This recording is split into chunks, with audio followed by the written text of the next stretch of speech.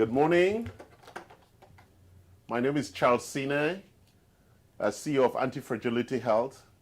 We're sorry we're starting a couple of minutes late, 10 minutes late. I apologize for that.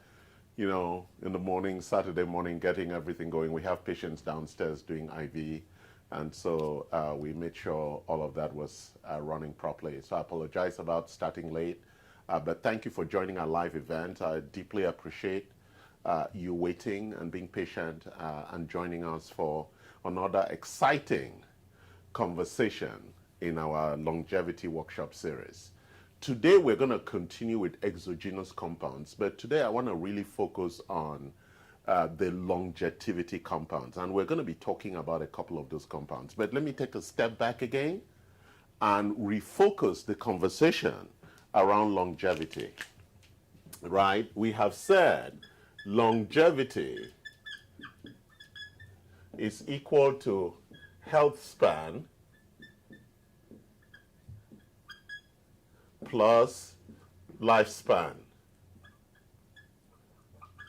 And it is difficult to separate these two because when we look at the graph, right, our health comes up, and then this is the natural graph and the average person dying at 78. So this is lifespan and this is health span. And health span is the duration for which you stay healthy, and lifespan is the duration for which you are alive. They are integrated because you could live a long and unhealthy life, or you could live a long and healthy life, which would be shown by a graph like that. So this is a long, healthy life, long, unhealthy life. So those are the choices. Or it could also be a short, unhealthy life.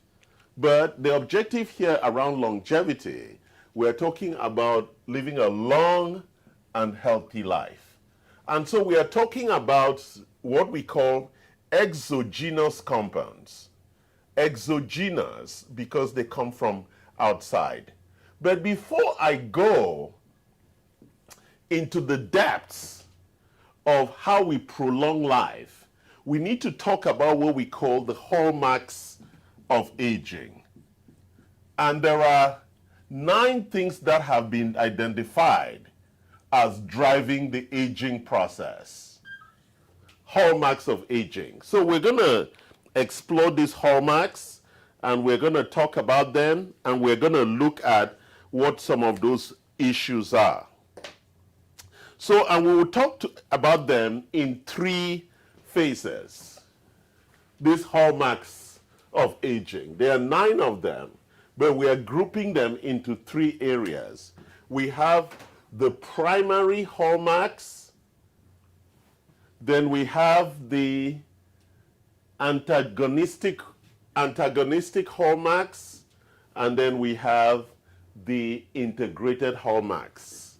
And we'll talk about them as we go. So let's look at, and there are all 9 of them, but we've separated them into these 3 groups so we can talk about them much clearly.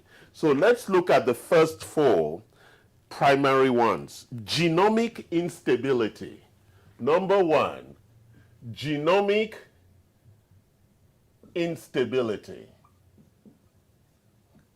This is a very important issue, and it is addressed. The challenge that causes that is what we call DNA methylation.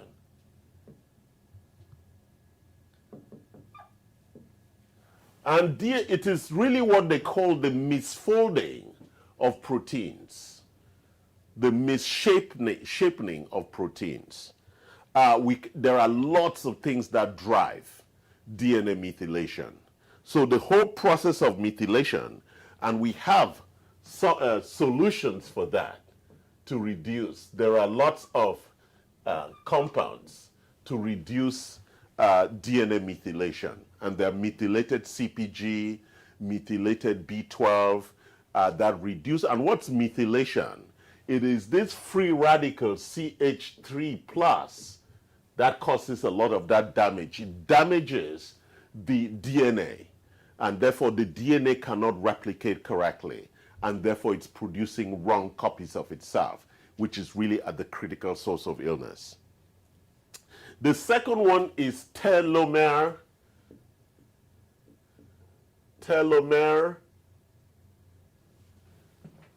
And they call it telomere attrition. And it's connected to the DNA also. When we have the DNA like that, the pair, the telomeres are the edges of the DNA. And when they are copied, over time, because of also that methylation, there's an attrition. We lose information. The loss of information is the outcome with telomere attrition. And there are now a lot of senolytic solutions like quercetin and things that address the underlying telomeres. So it's part of a big aging problem. So these are exogenous compounds I'm talking about that address the hallmarks of aging. The next one is epigenetic alterations. Epigenetic alterations. Very interesting, because in my past lectures, I've spoken about epigenetics. Epigenetics is the expression that our lifestyle has on gene expression, on protein formation. So we have our genes, we live a certain lifestyle. The lifestyle plus that genes result in epigenetics, which is the full real expression when we integrate our genes plus our chosen lifestyle. And you know we have a lot of exogenous compounds to support epigenetics, like vitamin D3, like hormones, like all of those vitamins and minerals that we insist on would reduce the impact of lifestyle. So your diet, exercise, sleep, all of those things have what we call, they create epigenetic alterations, right? For example, if you're not sleeping enough, that's going to impact inflammatory and other things. The circadian disruption will actually disrupt a lot of other things in the underlying biochemistry, in brain, in fat, in excretion, and all of that. And then the fourth one in that group is what we call loss of proteases. Loss of proteostasis. And this is really to do with amino acids. As you know, amino acids are the critical building structure for our body. And so if we are losing those and we're not replacing those amino acids, that's why we do peptides and we do a lot of amino acids in the nutrients that we do as micronutrients or macronutrients. Those amino acids are really, really critical, and we have a long number of them. I cannot recite all of them here. But so now we've looked at the primary hallmarks, 4 of them. Genomic instability, which is driven by methylation. Telomere attrition, which is also driven by methylation. Epigenetic alterations, which is driven by lifestyle. And then loss of proteases, which is the stable architecture of our proteins, which is really a depletion of the amino acids in our architecture. So let's look at, so what would say, when we say primary, these are the causes of damage. Because without this damage, aging does not occur. So let's look at the antagonistic hallmarks, which is what we will call the response. This is what happens to the body, response to damage. These are the antagonistic hallmarks. And there are 3 of them.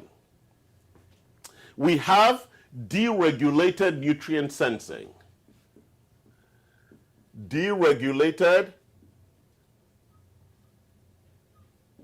nutrient sensing.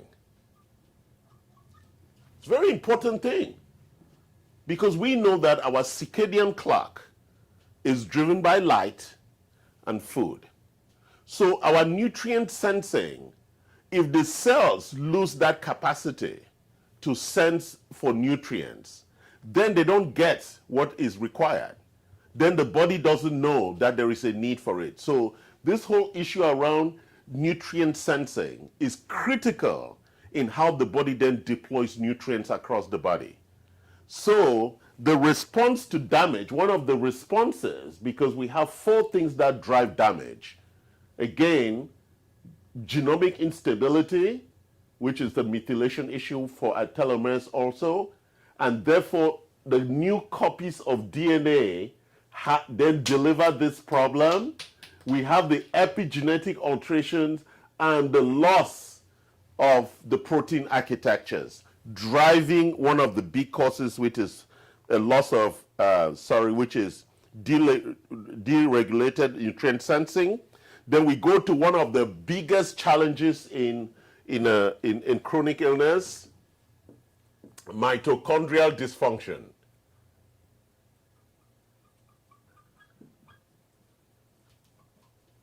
As we know, this is the energy source for the whole body, for the cell.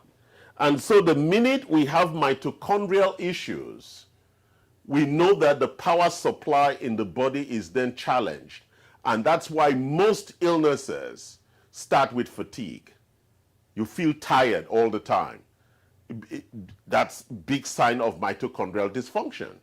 Lots of things causing that, right? Because if we have epigenetic alterations, which means that certain signals or genes are turned on and off, especially for genomic instability and telomere. So certain genes are switched off because of methylation. Therefore, the mitochondria is looking for some gene effects or proteins that would support mitochondria, and they be turned off. The final one in that group is what we call cellular senescence. So that's number 7. Cellular senescence. As we all know, cells need to die. And that is what we call program death. All cells have to go through a program of how they die, and then they're excreted. The challenge is that some cells go awry during the death process, and really that's the biggest triggers for cancer. And so ensuring that path that happens properly, which will be driven by things like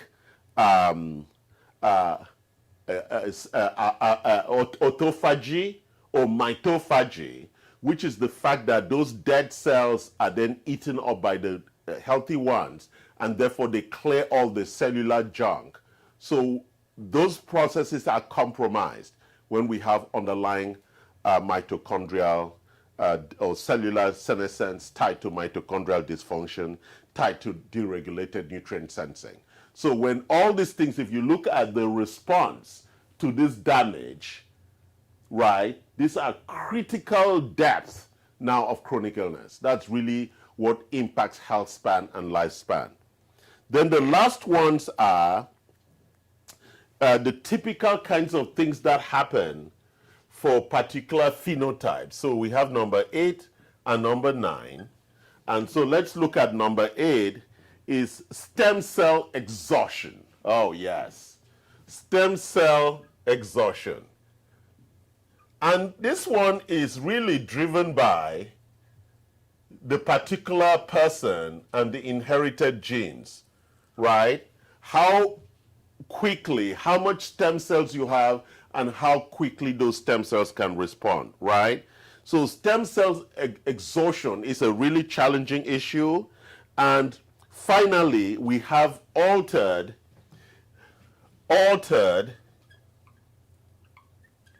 intercellular communications. That means the cells cannot talk to each other. So when we look at this 9 hallmarks of aging, we begin to say, what are the compounds that we then have that are what are the exogenous compounds that we have that are gonna support this? And so a lot of the compounds that have been built are actually to support these products. I mean, to address these underlying issues that actually would impact lifespan and health span. So let's look at some of the products. I'll take some that are very obvious. This is why we do stem cells. IV therapies for stem cells to replenish our stem cells if they're exhausted. Stem cells are critical for repair and regeneration. Very critical requirement. Intercellular communications.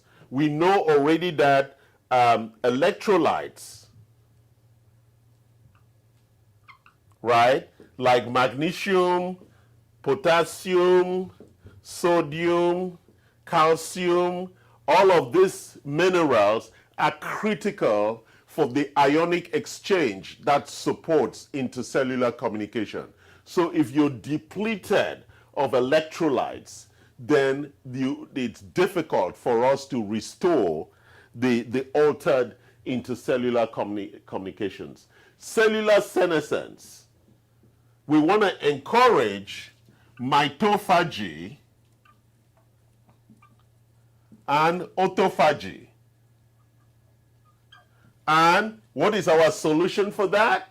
It's actually a lifestyle solution. It's fasting, intermittent fasting, or increase of oxygen. We do oxygen hyperbaric oxygen therapy that helps push those cells that are dying, but also increases the cells, the normal biology of mitophagy and autophagy.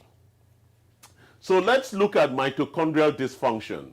We know that the ways to support mitochondria is actually with the process of antioxidants, because the mitochondria suffers from oxidative stress. Oxidative stress arises from the accumulation at the cellular level of the nitrogen, the reactive oxygen species, or the reactive or the nitrogen species. So they are very, very oxidative materials, and if they are not removed with natural forming glutathione in the body or exogenous compounds of antioxidants like glutathione and other things, then the cellular architecture is compromised.